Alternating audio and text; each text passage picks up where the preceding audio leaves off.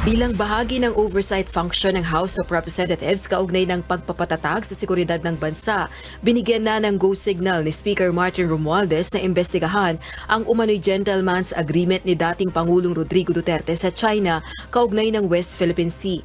Partikular na ang umano'y pagbabawal ng pagkumpuni at pagdadala ng supply sa BRP Sierra Madre na nasa Ayungin Shoal na bahagi ng Exclusive Economic Zone ng Pilipinas.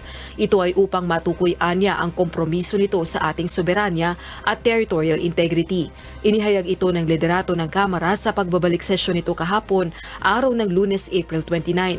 The so-called gentleman's agreement between the former president and China on the non-supply of the BRP Sierra Madre grounded in Ayungin Shoal in the West Philippine Sea is tantamount to the surrender of our country's sovereign rights over our exclusive economic zone. Sa press conference naman, ipinahayag ng House Leader na iimbitahan nito sa pagdinig ang top officials ng dating administrasyong Duterte.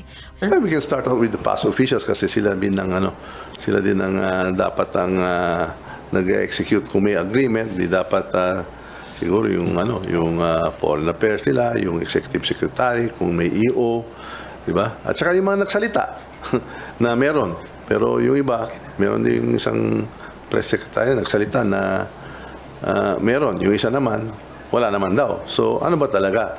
Nabubudol-budol na naman. Planong isagawa ang pagdinig bago pa ang sine-die adjournment o pagtatapos ng sesyon.